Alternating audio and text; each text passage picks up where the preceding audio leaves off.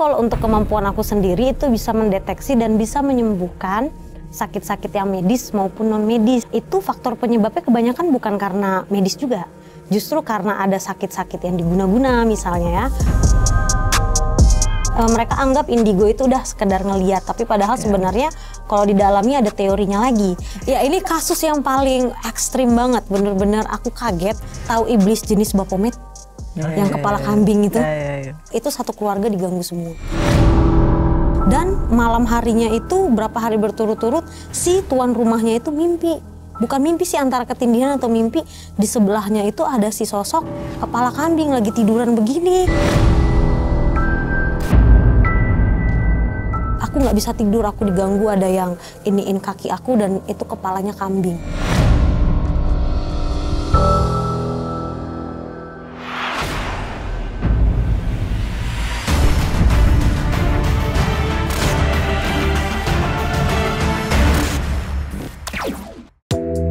Mata Indigo bersama Alvin Adam dan tentunya ada Mbak Furi Harun. Halo, hai Mbak Furi. Alvin, ketemu lagi. Saya sekarang udah nggak kalah langsing sama Mbak Furi kelihatannya. Karena habis sakit. Padahal ya, kalau pada saat belum sembuh itu ketemu dengan narasumber kita, kan lumayan bisa di healing. Ya, jadi narsum kita kali ini Indigo. Anak Indigo, Healer. seorang healer. Sudah ada siapa Mbak? Silakan Mbak Furi yang kenalkan. Mbak Liberty Immanuela ya. Hai Kak. Juga cantik kali. Batak cakep gitu ya. Alamak, datang kau dari Medan kemari ya? Iya Le. Iya Le. Jauh-jauh ke Jakarta jadi healer. Iya, merantau ya. Merantau ya. Tapi sudah domisili Jakarta dong sekarang sudah ya? Dong. Berti ya? Iya. Biasa dipanggil Berti. Berti aja. Berti. Saya terawangkan langsung namanya Berti. Keren. Berti, nah kita bicara soal healer. Iya. Sebetulnya anak indigo healer itu apa sih? Healer itu apa? Healer itu penyembuh. Betul. Ya, dan untuk bagian kemampuan healer itu sebenarnya banyak loh Kak. Tapi mungkin agak kurang gimana ya, kurang terlalu diekspos seperti indigo yang bisa melihat sosok-sosok ya. Padahal kan dibutuhkan untuk membantu orang ya. Iya benar, cuman kan nggak semua orang biasanya tahu. Jadi kalau untuk kemampuan aku sendiri itu bisa mendeteksi dan bisa menyembuhkan sakit-sakit yang medis maupun non medis. Medis dan non medis. Iya, dan bahkan kalau untuk kasus yang sudah didiagnosa medis itu faktor penyebabnya kebanyakan bukan karena medis juga.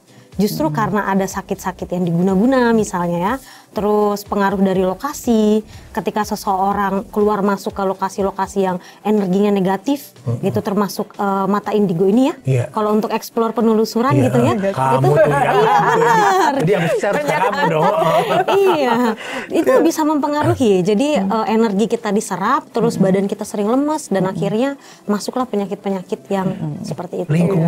Lingkungan, lokasi. Berarti kalau frekuensi kita ke tempat itu agak sering, tentu akan berdampak pada badan individu itu sendiri. Benar. Kalau self cleansing versi Liberty seperti apa? Iya, membuang energi negatif. Jadi kayak misalnya komponen tubuh manusia itu kan ada 3 ya, tubuh fisik, tubuh astral, dan tubuh roh. Jadi kalau untuk teknik untuk self cleansing dari aku biasanya jalur cakranya dibersihin semua, energi-energi negatifnya, hambatan-hambatan negatif dan aura negatif. Itulah. Sejak kapan kamu merasakan bahwa kamu tuh indigo dan lebih spesifik lagi ke healer gitu? Kalau healer aku kebetulan belajar itu sudah 2 tahun berturut-turut setiap hari itu ya.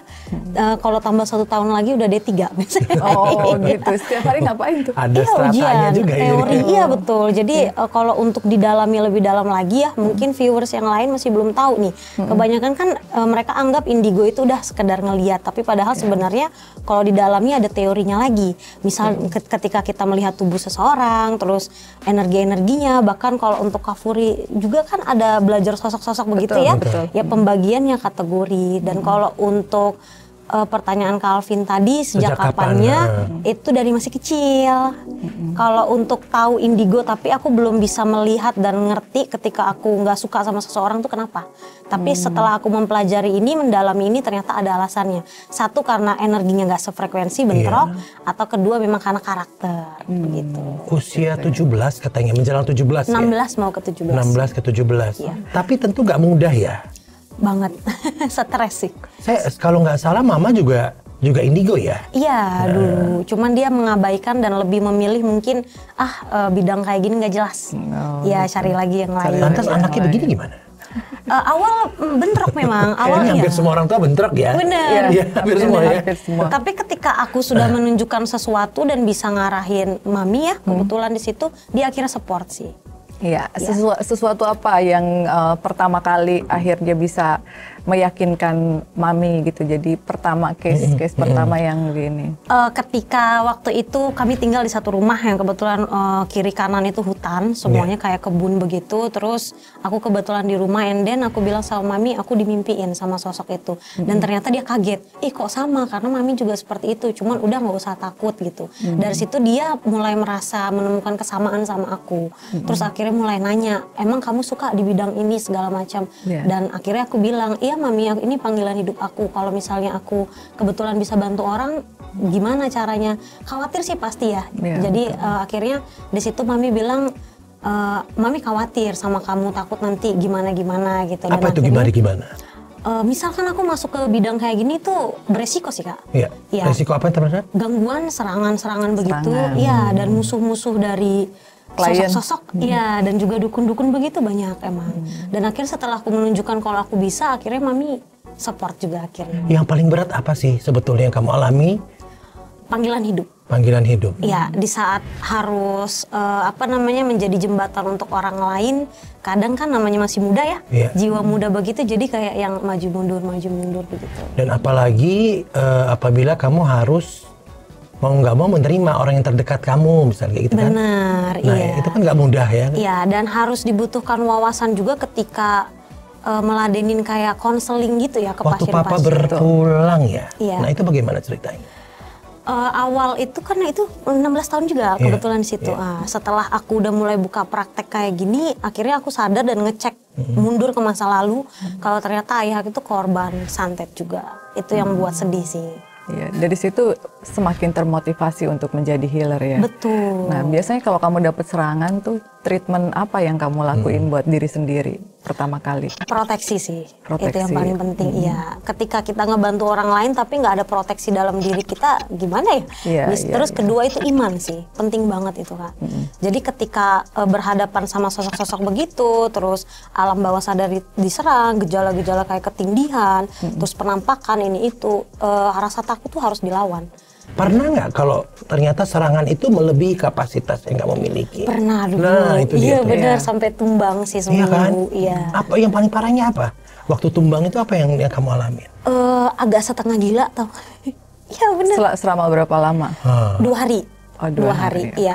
Jadi semacam tuh komponen dalam tubuh aku ditarik sukma ya, kalau orang Jawa bilang ya. Sukma diambil terus aku dibuat sedikit blank, linglung, gak makan, gak minum, ngambang aja kayak gini.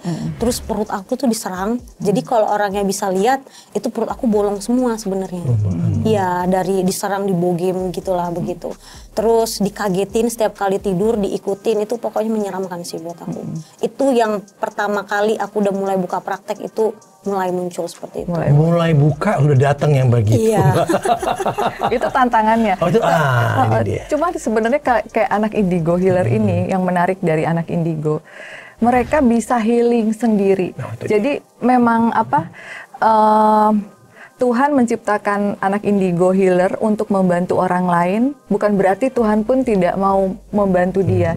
Jadi ada kadang kita namanya bertanya ya kepada guru atau kepada senior, tapi ternyata at the same time kita bisa healing diri kita sendiri kan.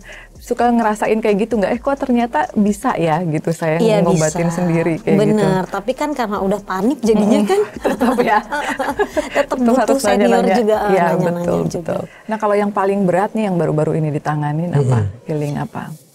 Healing kebetulan sih udah ya kalau akhir-akhir ini bisa. Cuman kalau untuk pengalaman yang terberat dan termasuk gagal, ini nanti mungkin ditonton kali ya. Aku minta maaf ya share kasusnya. Iya, jadi kebetulan kasus yang aku alamin ini berat banget. Dia bahkan si pasienku ini sampai nggak tahu kalau ternyata orang tuanya leluhur atasnya itu ada mengikat perjanjian sama iblis. Nah, sampai pada akhirnya dia udah konsul ke sana sini, sampai sudah ke paranormal, medis, sampai hartanya habis, terkuras untuk operasi sana sini. Ternyata pas setelah kebetulan ketemu sama aku cek diagnosanya, wah ini iblis, ini sudah iblis tingkat tinggi. Bener-bener bukan golongan jin biasa lagi, iblis tingkat tinggi. Aku nggak tahu apa yang terjadi sama turunan atasnya, tapi yang jelas ketika aku tanganin itu mulai banyak semacam interaksi di aku, serangan di aku, termasuk di dia juga. Itu si pasienku ini agak aneh. Jadi kalau untuk awam menilai, bahkan dia sudah konsultasi ke dokter spesialis pun, dokter malah saranin dia ke psikiater karena ada gangguan kejiwaan. Iya, itu pasti ngaruh. Jadi kalau awam yang mendengar, ini orang kayaknya gila gitu, padahal sebenarnya enggak gitu. Jadi ketika dia tidur, telinganya kayak ada yang gerakin, terus tulang belakangnya kadang pas sudah di ronsen itu kadang bengkok Kak, terus lurus lagi, bengkok lagi begitu. Terus nanti rahangnya pas sudah di ronsen miring kadang, terus lurus lagi begitu. Jadi semacam dibuat sakit sama iblis begitu. Itu sih yang paling berat. Dan itu nggak sembuh loh. Betul, itu sama kayak kasusnya film Exorcism, di mana mereka semua mendoakannya dari pihak gereja dan lain-lain juga, tetap akhirnya pass away. Itu susah sih, susah banget. Iya, dan kebetulan memang kasus dia setelah aku sudah menyerah, hampir menyerah, aku bilang, aduh Ci, ini yang bisa tolong cuman kekuatan Tuhan yang mampu. Kalau Cici terlalu bersandar sama aku, susah jadi bergantung sama manusia. Betul. Tapi memang yang aku lihat, ketika aku udah nggak berhasil nolong dia, udah hidupnya memang udah nggak lama sih. Gitu Tapi ya tetap pasti akan selalu ada harapan ya untuk betul. Karena kan usia, hidup, mati kan semua yang ngatur yang Maha Kuasa ya, kembali ke sana lagi. Tapi yang sebetulnya seorang healer lakukan apa sih pada waktu mengobati itu sendiri gitu loh? Ya, ketika mengobati itu kita harus lihat dulu ini faktor penyebabnya apa, kekompletannya itu. Jadi kalau misalnya dalam menangani kasus, misalnya khusus untuk healer ya, contoh Kak Alvin sakit, terus aku ngeliat tubuh fisiknya di bagian mana yang sering sakit. Nah terus ada faktor yang menyebabkan itu sakit nggak? Kadang misal ada nyeri-nyeri di bagian tubuh tertentu, ternyata pas dicek ada jin bersarang di situ, bisa juga seperti itu dibuat sakit. Terus kelengkapan tubuh astral atau sukma, kalau sukma nggak komplit itu bisa buat badan jadi agak nggak nyaman begitu ya. Sukma nggak komplit itu gimana sih Mbak Felu? Iya, jadi ada sesuatu yang misalnya sebagai human ya, itu kayak kita bilang ada first base, second base, third base, and fourth base gitu. Dimana seseorang itu mungkin terlalu menjaga kesehatan fisik tetapi tidak menjaga kesehatan batin. Lalu dia tidak aware kayak gitu dengan lingkungan sekitarnya, atau dia pernah mengkonsumsi apa sehingga ada yang miss di antara lapisan-lapisan itu. Jadi tugas seorang healer itu untuk mencari tahu gitu dengan metode pengobatannya dia sendiri. Biasanya lebih ke dipegang atau dikasih air minum apa gimana? Ya, apakah screening gimana? Screening jarak orang jauh sih. Kan aku buka praktek kebetulan dari medsos juga. Jadi nggak mesti ketemu sih Kak. Oh, nggak mesti ketemu. Iya, ngelihat foto misal tapi tanpa filter, karena itu kan berpengaruh ya, original, kamera original. Maka jangan itu. pakai filter-filter. Iya, makanya itu. Apa adanya aja fotonya. Dan itu ngaruh loh ketika sukma nggak komplit, itu tuh muka pucat banget, kayak sakit, tapi padahal dia nggak sakit. Nah ketika tugas aku sudah mengembalikan itu dan ternyata aku bilang, oh ini nggak apa-apa, ini cuman pengaruh misal auranya jelek, suram, gelap gitu. Jadi ketika dilakukan penanganan udah normal lagi, enak dilihat, fresh gitu. Kayak Kak Alvin kan sekarang sudah fresh ya. Alhamdulillah. Berarti ini lebih banyak ke non medis berarti ya daripada medis ya. Iya, padahal awalnya aku nggak mau karena resikonya besar, taruhannya nyawa kan. Ketika berhadapan sama santet terus jin-jin begitu, kita sembuhin pasien misal, itu dukun yang ngirim itu connect loh. Ya pasti langsung tahu, dan itu aku jadi targetan begitu. Cuman sekarang sudah seperti menerima, oh ini seperti jalannya. Apalagi ketika pasien-pasien udah sembuh, itu jadi kebahagiaan sih Kak. Betul. Seneng ya melihat bisa bantu orang ya. Iya. Tapi yang kamu lakukan pada setiap pasien itu treatmentnya sama nggak? Sama semua begitu. Jadi kita video call apa lihat foto?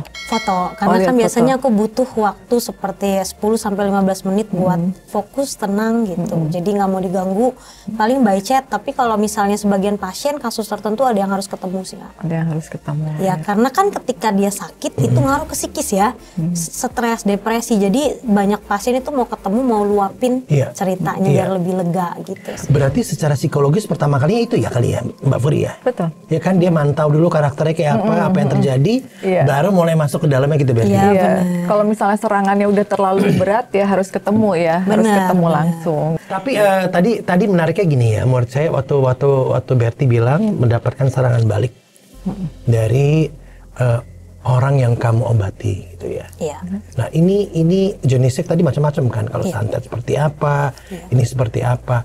Yang paling jelas bisa dilihat, dirasakan tuh yang mana? Ya serem sih kalau bahas ini ya. Mungkin nanti Kak Furi agak connect ya.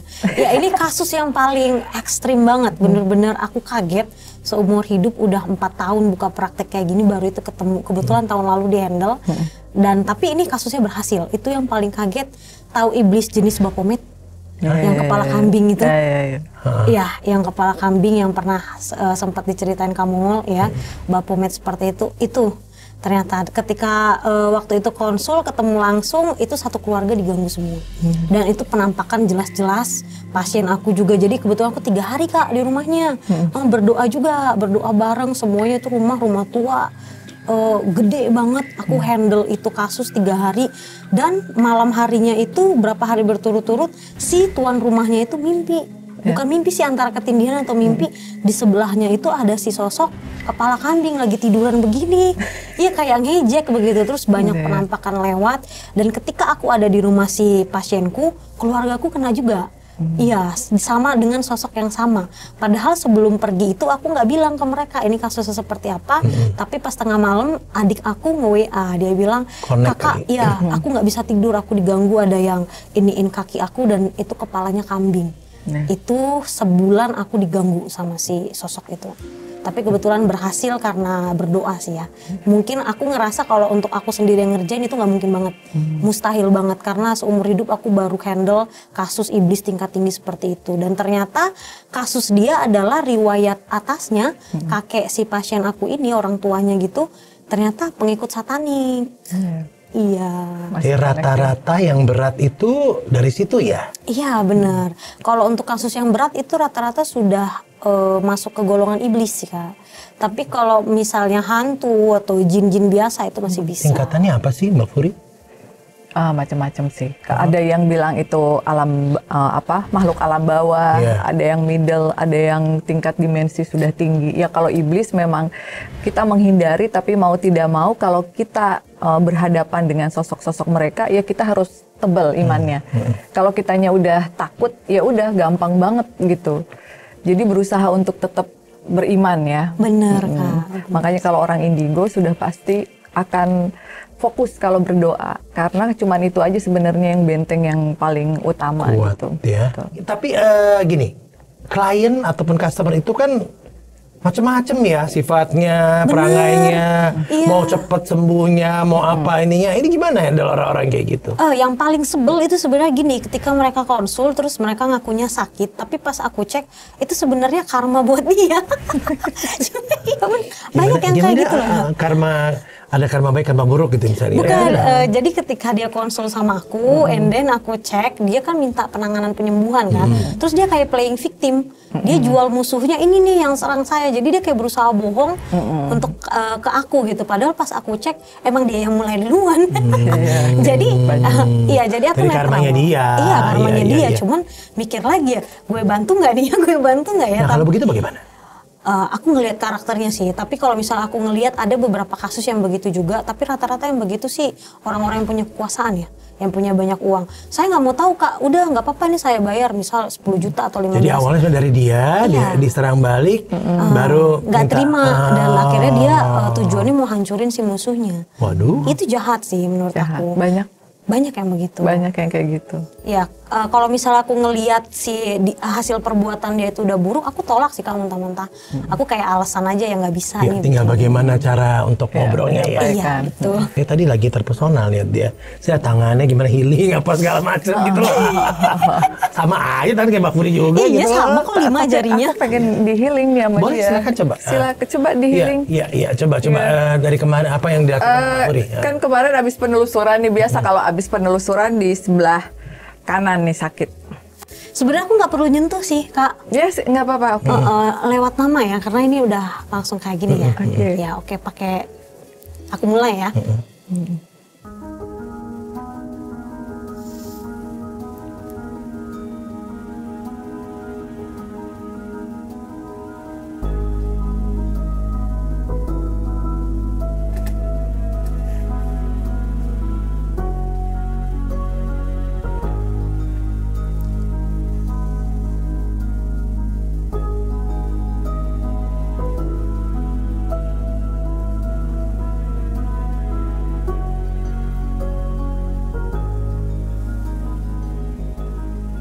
oke, tinggal tunggu proses ininya aja. Gimana, apa yang Kak Furi rasain?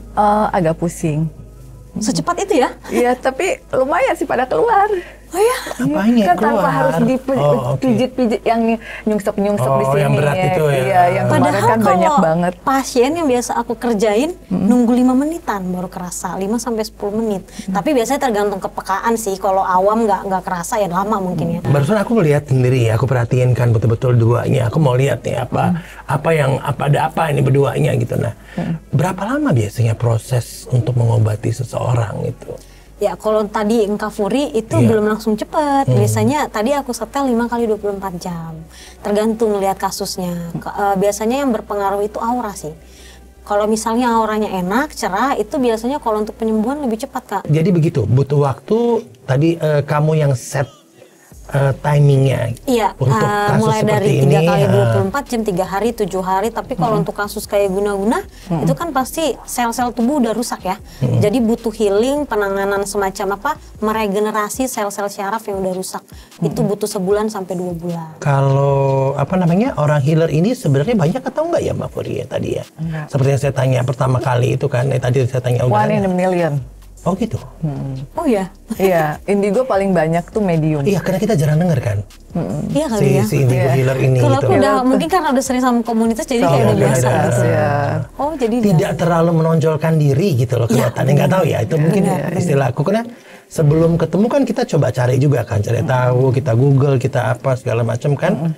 Nah, nggak seperti yang lain yang lebih cepat untuk ini gitu. Ya, betul. Paling banyak medium sih. Mediumship, medium interdimensional. Tapi kalau healer, telekinetik itu susah. Berarti healer ini juga bisa melihat astral juga ya? Terkadang mereka bisa apabila yang dia obatin menunjukkan eksistensi dan energi-energi yang negatif, dia bisa berkomunikasi dengan penyakit orang itu. Kayak gitu. Jadi dia bisa tahu, oh si ini misalnya iblis, oh si ini kiriman pelet, ini santet, kayak gitu. Nah tadi kan udah memutuskan untuk melakukan ini untuk membantu orang banyak. Berarti mungkin akan menjalani sebagai profesi kamu ke depannya terus ya? Iya, udah jadi profesi total sih. Iya, awal-awal pasti keluarga itu waktu itu mikir, ini nggak jelas gitu kan. Kamu mau jadi apa, masa depan kamu jadi apa. Tapi setelah aku buktiin, mereka akhirnya support. Iya, gitu sih. Oke, peran sebagai healer ini apa ya maksudnya ya? Tadi kan kamu bilang mau nekuni terus. Lalu kamu melihat positioning dari diri kamu sebagai healer ini di masyarakat, karena kan nggak semua bisa terima kan, mau terima, mau percaya, mau apa gini. Iya benar sih Kak. Gitu. Apakah ada upaya kamu untuk meyakinkan mereka atau seperti apa gitu? Nggak tahu ya, mungkin aku ngerasa diri aku ambisius, mungkin tipikal ambisius, jadi aku nggak pernah cari-cari pasien tuh nggak pernah. Pasti semuanya rekomendasi dari mulut ke mulut begitu. Terus dari medsos juga, kalau mereka udah nyaman biasanya ini ada keluarga, ada ini gitu. Jadi selama ini udah jalan 3 tahun, 4 tahun, 2 tahun itu belajar sambil PKL bahasa kasar ya. Iya. Ada PKL. Ada begitu. Ngerjain kasus gak dibayar dulu. Terus gitu. ya setahun dilepas sambil dipantau. Terus yang setahun lalu sampai sekarang itu sudah dilepas ini. Ya semuanya sih pasien yang cari. Ya jadi aku nggak pernah menawarkan diri begitu. Gitu. Udah ada wadahnya sendiri sih. Mbak melihat sosok anak indigo seperti ini bagaimana Mbak? Healer ini sudah pencapaian setelah 4 tahun dan dia yakin bahwa ini adalah jalur yang dia pilih. Oh dia bisa lebih hebat dari ini nanti ke depannya. Lebih membantu banyak orang, lebih bersinar. Ya, ditambah nggak banyak yang seperti ini kan? Iya, ditambah nggak banyak. Ya, tapi kalau yang mengaku seperti ini ya banyak. Oh, ada pesan nggak buat orang-orang indigo yang healer, yang mungkin menjalani prosesnya belum sampai proses kamu sekarang nih? Benar, masih proses pencarian jati diri ya. Gitu. Itu selalu saya tanyakan di penutup daripada obrolan kita di Mata Indigo gitu ya, Mbak Furi ya? Kalau pesan-pesan dari aku pribadi sih untuk kalian semua yang basicnya indigo, mau punya kemampuan apapun itu jangan pernah putus asa. Aku sendiri ngerasain gimana rasanya ketika tidak diakui, tidak disupport, ngerasa sendiri dan putus asa. Percaya deh, pasti Tuhan itu sudah memilih kalian karena Tuhan percaya kalau kalian kuat. Paling satu pesan dari aku, kuatkan iman aja. Karena itu pagar atau benteng yang paling utama ketika kalian menjadi penolong untuk banyak orang nanti. Ya. Amin ya. Amin. Karena niatkan niat baik menjadi penolong untuk banyak orang. Betul, itu tujuannya sih. Ya. Berarti terima kasih banyak udah gabung sama kita di Mata Thank you Indigo. so Iya, much. thank you, Makasih Kak. nih, aura tuh jadi ini loh. Iya. Oh iya, aku mau ini ya. glowy gitu, tiba-tiba Glowing makin banget. glowy gitu. Iya kan. Lampunya Jadi betul kayak lagi fresh kemarin. ya. Iya, kayak fresh banget kemarin, bayangin udah kurang tidur, udah ke tempat angker kan ini Mas Alvin minta syuting pagi. Ini kan Komplain, maksudnya dia komplain. Baik, terima kasih ya. Iya, All thank the you, best Kak. for you. Senang bisa Iya, bantu thank banyak you, Kak. orang. Dan ini Iya. penutup daripada Mata Indigo episode kali ini. Dan kita akan, kalau punya pertanyaan silakan ya. Lihat di sini, Silakan. monggo tanya ke tim kita. Komen. Dan insya Allah akan dijawab oleh teman-teman dari Mata Indigo. Terima kasih dan sampai jumpa. Bye. Thank you.